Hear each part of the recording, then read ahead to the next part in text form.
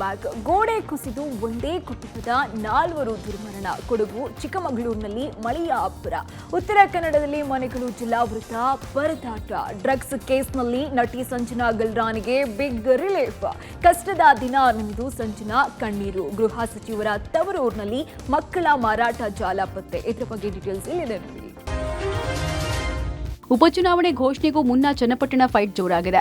ಡಿಕೆಶಿ ವಿರುದ್ಧ ಬಿಜೆಪಿ ನಾಯಕರು ಮುಗಿಬಿದ್ದಿದ್ದಾರೆ. ಡಿಕೆಶಿ ಚನ್ನಪಟ್ಟಣದಲ್ಲಿ ಸ್ಪರ್ಧಿಸುವ ಧೈರ್ಯ ಮಾಡಲ್ಲ ಅಂತ ಬಿಜೆಪಿ ರಾಜ್ಯಾಧ್ಯಕ್ಷ ವಿಜಯೇಂದ್ರ ಹೇಳಿದ್ದಾರೆ. ಮೈತ್ರಿ ಅಭ್ಯರ್ಥಿ ಆಯ್ಕೆ ಬಗ್ಗೆ ಅಮಿತ್ ಶಾ ನಿರ್ಧರಿಸುತ್ತಾರೆ ಅಂತ ಸ್ಪಷ್ಟನೆ ಕೊಟ್ಟಿದ್ದಾರೆ. ಡಿಕೆಶಿ ಕೆಪಿಸಿಸಿ ಅಧ್ಯಕ್ಷರು ಚನ್ನಪಟ್ಟಣ ನೋಡ್ಕೊಳ್ತಾ ಇದ್ದಾರೆ. ಚುನಾವಣೆ ಘೋಷಣೆ ಆದ್ಮೇಲೆ ಅಭ್ಯರ್ಥಿ ಡಿಸೈಡ್ ಆಗಲಿದೆ ಅಂತ ಸಚಿವ ಚಲುವರಾಯಸ್ವಾಮಿ ಹೇಳಿದ್ದಾರೆ. ಈ ಮಧ್ಯೆ ಮತ್ತೆ ಡಿಸಿಎಂ ಡಿಕೆ ಶಿವಕುಮಾರ್ ಚನ್ನಪಟ್ಟಣ ಪ್ರವಾಸದಲ್ಲಿದ್ದಾರೆ. ಆ ಮೂಲಕ ಮತದಾರರನ್ನ ಮತ್ತಷ್ಟು ಸೆಳೆಯೋದಕ್ಕೆ ಮುಂದಾಗಿದ್ದಾರೆ.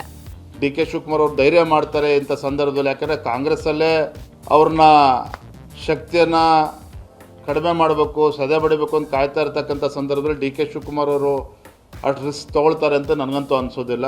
ಭಾರತೀಯ ಜನತಾ ಪಾರ್ಟಿ JDS ನನ್ನನ್ನು ಕೂಡ ನಾನು ನಮ್ಮ ವರಿಷ್ಠರಲ್ಲಿ ಚರ್ಚೆ ಮಾಡಿದ್ದೇನೆ. ಅದೇ ರೀತಿ ನಿನ್ನೆ ಮಾನ್ಯ ಕುಮಾರಸ್ವಾಮಿ ಅವ್ರ ಜೊತೆನೂ ಕೂಡ ನಿನ್ನೆ ಚರ್ಚೆ ಮಾಡಿದ್ದೇನೆ. 9 ಅಭ್ಯರ್ಥಿ ನಾವು ಚುನಾವಣೆಯಲ್ಲಿ ಇಳಿಸ್ತೇವೆ. ಬೈ ಎಲೆಕ್ಷನ್ ಪಕ್ಷದ ಅಧ್ಯಕ್ಷರಿಗೆ ಅದು ಒಂದು ಜವಾಬ್ದಾರಿ ಅಲ್ಲ. ಪಕ್ಷದ ಅಧ್ಯಕ್ಷರು ಜೊತೆಲಿರೋದ್ರಿಂದ Channapatna any time election declare ಆಗೋ ಅವಕಾಶ ಇದೆ. ಸೊ ಅದರಿಂದ ಅದನ್ನು ಸಹ ಅವರು ಗಮನಿಸಬೇಕಾದ ಅವ್ರ ಕರ್ತವ್ಯ ಅಲ್ಲ. ಅದಿನ್ನೂ ತೀರ್ಮಾನ ಆಗಿಲ್ಲ. ಸಿದ್ದರಾಮಯ್ಯನವರು ಡಿ ಕೆ ಶಿವಕುಮಾರ್ ಇಬ್ಬರು ಕೂತು ಒಂದು ತೀರ್ಮಾನಕ್ಕೆ ಬಂದು ಹೈಕಮಾಂಡ್ ಜೊತೆ ಮಾತಾಡಿ ಅಂತಿಮ ತೀರ್ಮಾನವನ್ನು ತಗೊಂಡು. ರಾಜ್ಯ ಕಾಂಗ್ರೆಸ್ನಲ್ಲಿ ಡಿಸಿಎಂ ಕದನದ ಜೊತೆಗೆ ಬಣ ಬಡಿದಾಟ ಜೋರಾಗಿದೆ. ಡಿಕೆಶಿಯನ್ನು ಸಿಎಂ ಮಾಡಿ ನಂತರ 1 ಡಜನ್ ಡಿಸಿಎಂ ಮಾಡಲಿ ಅಂತ ಶಾಸಕ ಬಸವರಾಜ ಶಿವಗಂಗಾ ಹೊಸ ಹೇಳಿಕೆ ಕೊಟ್ಟಿದ್ದಾರೆ. ಸಿಎಂ ಒಬ್ಬರನ್ನ ಬಿಟ್ಟು ಇನ್ನೆಲ್ಲರನ್ನ ಡಿಸಿಎಂ ಮಾಡಲಿ ಅಂತ ಪ್ರಿಯಾಂಕ್ ಗೇಲಿ ಮಾಡಿದ್ದಾರೆ. ಹೆಚ್ಚುವರಿ ಡಿಸಿಎಂ ಗೊಂದಲ ಮಾಧ್ಯಮ ಸೃಷ್ಟಿ ಅಂತ ಸಚಿವ HK ಪಾಟೀಲ್ ವ್ಯಾಖ್ಯಾನಿಸಿದ್ದಾರೆ. ಆದರೆ ಹೈಕಮಾಂಡ್ ನಿರ್ಧಾರವೇ ಅಂತಿಮ ಅಂತ ಸಿಎಂ ಸಿದ್ದರಾಮಯ್ಯ ಹೇಳಿದ್ದಾರೆ. ಕಾಂಗ್ರೆಸ್ ಡಿಸಿಎಂ ಬೆಂಕಿಗೆ ಬಿಜೆಪಿ ತುಪ್ಪ ಸುರಿದಿದೆ. ಕಾಂಗ್ರೆಸ್ನಲ್ಲಿ 3 ಡಿಸಿಎಂ ಚರ್ಚೆ ಅಲ್ಲ, ಡಿಕೆ ಬ್ರದರ್ಸ್ ಸೊಕ್ಕು ಮುರಿಬೇಕು ಅಂತ ಚರ್ಚೆ ಆಗ್ತಾ ಇದೆ ಅಂತ ಕೇಸರಿ ಪಡೆ ವಾಗ್ದಾಳಿ ನಡೆಸಿದೆ. ಆ್ಯಕ್ಚುಲಿ KPC ಅಧ್ಯಕ್ಷ ಇದ್ದಂಥವರು ಡಿ ಕೆ ಸಾಹೇಬರು ಅವರೇ ಮುಖ್ಯಮಂತ್ರಿ ಆಗೋಂಥ ಒಂದು ನಮ್ಮಲ್ಲಿ ಯಾವಾಗಲೂ ನಡೆದಿರೋ ಅಂಥದ್ದು. ಆದರೆ ನಡೆದಂಥ ರಾಜಕೀಯ ಬೆಳವಣಿಗೆಯಲ್ಲಿ ಬದಲಾವಣೆ ಆಗಿದೆ. ಮಾಡಿ ನಮ್ಮ ಡಿ ಕೆ ಶಿವಕುಮಾರ್ ಸಾಹೇಬರು ಮುಖ್ಯಮಂತ್ರಿ ಮಾಡಿ, CMನ ಡಿ ಕೆ ಶಿವಕುಮಾರ್ ಸಾಹೇಬರು ಮಾಡಿ ಅವರು 1 ಡಜನ್ ಉಪಮುಖ್ಯಮಂತ್ರಿ ಮಾಡಲಿ.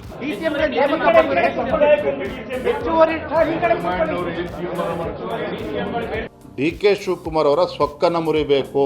ಇದು ನಾನು ಹೇಳ್ತಾ ಇಲ್ಲ ಈ ಮಾತನ್ನ.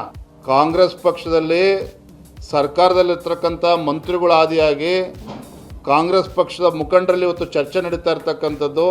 ಹಾಗಿದ್ರು ಡಿ ಕೆ ಸುರೇಶನ ಸೋಲ್ಸಾಗಿದೆ ಲೋಕಸಭಾ ಚುನಾವಣೆಯಲ್ಲಿ.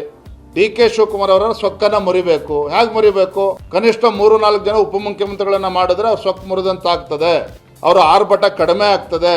ಈ ಪಿತೂರಿ ಷಡ್ಯಂತ್ರ ಡಿ ಕೆ ಶಿವಕುಮಾರ್ ವಿರುದ್ಧ ನಡೀತಾ ಇದೆ. ಅದಕ್ಕೆ ಇವತ್ತು ಉಪಮುಖ್ಯಮಂತ್ರಿಗಳು ಬೇಕು ಅಂತೇಳಿ ಇವ್ರು ಬೇಡಿಕೆನ ಇಡ್ತಾ ಇರ್ತಕ್ಕಂಥದ್ದು, ಒತ್ತಾಯ ಮಾಡ್ತಾ ಇರ್ತಕ್ಕಂಥದ್ದು.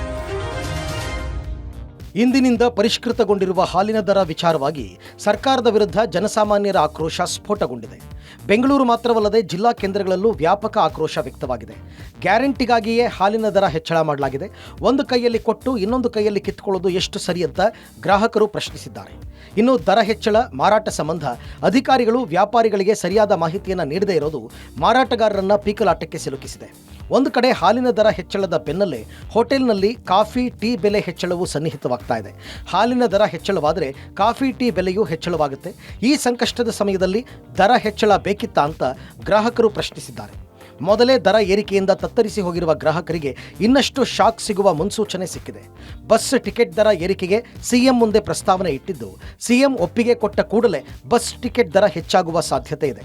ಮತ್ತೊಂದೆಡೆ ಬೆಂಗಳೂರಿನಲ್ಲಿ ನೀರಿನ ಬೆಲೆ ಏರಿಕೆ ಬಗ್ಗೆ ಸಿಎಂ ಮುಂದೆ ಪ್ರಸ್ತಾಪವನ್ನು ಇಡಲಾಗಿದೆ. ಸುಮ್ಮನೆ ರೇಟ್ ಜಾಸ್ತಿ ಮಾಡಿದ್ದಾರೆ, ತಗೋತಾ ಇದ್ದಾರೆ. ಹಾಲಿನಲ್ಲಿ 25 ರೂಪಾಯಿ ಇದೆ, 22 ರೂಪಾಯಿ ಅರ್ಧ ಲೀಟರ್ ಹಾಲು ತಗೋತಾ ಇದ್ದಾರೆ. ರೈತರ ಸಮಸ್ಯೆ ಸರ್ಕಾರ ಏನೋ ಮಾಡಿಲ್ಲ, ಎಲ್ಲ ಲೂಟಿ ಹೊಡಿತಾ ಇದ್ದಾರೆ. ಲೂಟಿ ಕೊಟ್ಟು ಸರ್ಕಾರ ಭ್ರಷ್ಟಾಚಾರ ಮಿತಿ ಮೀರಿದೆ. ಇದು ಜನಗಳ ಮೇಲೆ ಹೊರೆ ಅನ್ಸೋಂಥ ಅವಶ್ಯಕತೆ ಇರಲಿಲ್ಲ. ಫ್ರೀ ಸ್ಕೀಮ್ಗಳು ಕೊಟ್ಟು ಇದು ಅವಶ್ಯಕತೆ ಇರಲಿಲ್ಲ. ಫ್ರೀ ಸ್ಕೀಮ್ ಕೊಟ್ಟಿರೋದ್ರಿಂದ ಇದನ್ನು ಬ್ಯಾಲೆನ್ಸ್ ಮಾಡೋಕ್ಕೆ ಅವರು ಇದು ಮಾಡ್ತಾರೆ. ಹಾಲಿನ ರೇಟ್ ಎಲ್ಲ ಜಾಸ್ತಿ ಮಾಡೋದು. ಅವ್ರು ಏನೋ ಸುಬ್ಬುಗಳು ಕೊಡ್ತಾರೆ, ಬೇರೆ ಸ್ಟೇಟ್ಗಳಿದೆ, ಅವೆಲ್ಲ ಸುಳ್ಳು. ಡೀಸೆಲ್ ಬೆಲೆ ಏರಿಸಿದ್ರು, ಪೆಟ್ರೋಲ್ ಬೆಲೆ ಏರಿಸಿದ್ರು. ಈಗ ನೋಡಿದ್ರೆ ಹಾಲಿನ ಬರೀ ಏರ್ಸಕತ್ತಿದ್ದಾರೆ. ಏನು ಅರ್ಥ ಆಗ್ತಾ ಇಲ್ಲ. ಬಡವರು ಜನ ಹೆಂಗಿರಬೇಕು, ಹೆಂಗಿಲ್ಲ, ಎಲ್ಲಿಗೆ ಹೋಗ್ಬೇಕು?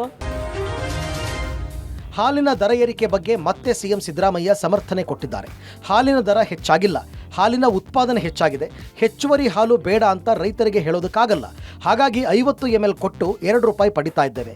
ಇದರಲ್ಲಿ ಬೆಲೆ ಹೆಚ್ಚಳ ಎಲ್ಲಿ ಮಾಡಿದ್ದೇವೆ ಅಂತ ಸಿಎಂ ಪ್ರಶ್ನಿಸಿದ್ದಾರೆ. ₹2 ಜಾಸ್ತಿ ಆಗಿದ್ರೆ ಅದು ರೈತರಿಗೆ ತಲುಪುತ್ತೆ. ಬಿಜೆಪಿಯವರು ರೈತ ವಿರೋಧಿಗಳು ಅಂತ ಡಿಸಿಎಂ ಡಿಕೆಶಿ ಕಿಡಿಕಾರಿದ್ದಾರೆ. 10 ವರ್ಷದಲ್ಲಿ ಏನೇನಾಗಿದೆ ಅಂತ ಸಚಿವ ಪ್ರಿಯಾಂಕ್ ಖರ್ಗೆ ಪ್ರಶ್ನಿಸಿದ್ದಾರೆ. ಬಿಜೆಪಿ ರೀತಿ ಏರಿಸಿಲ್ಲ ಅಂತ ಶಾಸಕ ಬಸವರಾಜ ಶಿವಗಂಗ ತಿರುಗೇಟು ನೀಡಿದ್ದಾರೆ. ನೋಡಿಯಪ್ಪ, ಹಾಲಿನ ರೇಟು ಹೆಚ್ಚಾಗಿಲ್ಲ. ಹೋದ ವರ್ಷ ಇದೇ ಸಂದರ್ಭದಲ್ಲಿ 90 ಲಕ್ಷ ಲೀಟ್ರ್ ಇತ್ತು, 90 ಲಕ್ಷ. ಈಗ 99 ಲಕ್ಷಕ್ಕಿಂತ ಜಾಸ್ತಿ ಆಗ್ಬಿಡುತ್ತೆ. 99 ಲಕ್ಷ. ಈಗ ನಾವು ರೈತರಿಗೆ ಹಾಲು ತಗೋಬೇಕಲ್ಲ, ಅವ್ರನ್ನ ಬೇಡ ಅಂತ ಹೇಳಕ್ಕಾಗಲ್ಲ. ಅದಕ್ಕೋಸ್ಕರ 50 ಮಿಲಿಲೀಟರ್ ಜಾಸ್ತಿ ಮಾಡ್ತೀವಿ. ಕ್ವಾಂಟಿಟಿ ಜಾಸ್ತಿ ಆಗಿದೆ. ಆ ಕ್ವಾಂಟಿಟಿ ಎಷ್ಟು ಮಾಡಿದೀವಲ್ಲ, ಅದಕ್ಕೆ ಎಷ್ಟು ಬೆಲೆ ತಗುಲ್ತದೆ ಅದು ಬೆಲೆ ಮಾಡಿದ್ವಿ. ಇದರಿಂದ ಅರ್ಥ ಆಯ್ತು ಬಿಜೆಪಿಯವರು ಎಲ್ಲ ರೈತರ ವಿರೋಧಿಗಳು ಅಂತ. ಏನು ₹2 ಜಾಸ್ತಿ ಆಗಿದೆ ಅದೆಲ್ಲ ರೈತರಿಗೆ ತಲುಪ್ತದೆ. ರೈತರು ಎಷ್ಟು ಕಷ್ಟದಲ್ಲಿದ್ದಾರೆ, ಎಷ್ಟು ಸಂಕಟದಲ್ಲಿದ್ದಾರೆ. ಹಾಲಿನ ದರ ಹೆಚ್ಚಳ ಮಾಡೋದಕ್ಕೆ ರೈತ ಉತ್ಪಾದಕ ಅದನ ಅವನನ್ನು ಗಮನದಲ್ಲಿಟ್ಕೊಂಡು ಈ ರೇಟನ್ನು ನಾವು ಭಾಳ ದಿವಸದ ನಂತರ ಏರಿಸಿದ್ದೇವೆ. Every income that comes will be shared with farmers also. Nandini ಹಾಲಿನ ದರ ಏರಿಕೆಗೆ ಕೇಸರಿ ಪಡೆ ಕೆರಳಿ ಕೆಂಡವಾಗಿದೆ. ಗ್ಯಾರಂಟಿ ಹೆಸರಿನಲ್ಲಿ ಜನರ ಕಿವಿಗೆ ಸರ್ಕಾರ ಹೂ ಮುಡಿಸ್ತಾ ಇದೆ. ಮುಂದಿನ ವಾರ ಬಸ್ ಪ್ರಯಾಣ ದುಬಾರಿ ಮಾಡಬಹುದು. ಮುಖ್ಯಮಂತ್ರಿಗಳನ್ನ ನೋಡಿದ್ರೆ ಅಯ್ಯೋ ಅನ್ಸುತ್ತೆ ಅಂತ ಬಿಜೆಪಿ ವ್ಯಂಗ್ಯವಾಡಿದೆ. ಸರ್ಕಾರಿ ಖಜಾನೆ ಖಾಲಿಯಾಗಿದೆ. ಇವರು ಬಿಟ್ಟಿರೋದು ಉಸಿರಾಡುವ ಗಾಳಿ ಮತ್ತು ಹೆಣ ಮಾತ್ರ. ಆಡು ಮುಟ್ಟದ ಸೊಪ್ಪಿಲ್ಲ. ಸಿದ್ದರಾಮಯ್ಯ ಬೆಲೆ ಏರಿಕೆ ಮಾಡದ ವಸ್ತು ಇಲ್ಲ. ವಿಧಾನಸೌಧ ಮಾರಾಟ ಮಾಡಿ ಅಂತ ಅವರಿಗೆ ಸಲಹೆಯನ್ನ ಕೊಡ್ತಾರೆ. ಮನೆ ಸುಟ್ರೆ ಇದ್ದಿಲು ಸಿಗುತ್ತೆ ಅಂತ ಸಲಹೆ ಕೊಡ್ತಾರೆ. ಈ ಮನೆ ಹಾಳು ಸಲಹೆ ಪಡೆಯೋದಕ್ಕೆ ಸಿದ್ದರಾಮಯ್ಯ ಬೇಕಾ ಅಂತ ಕೇಸರಿ ಪಡೆ ವಾಗ್ದಾಳಿ ನಡೆಸಿದೆ.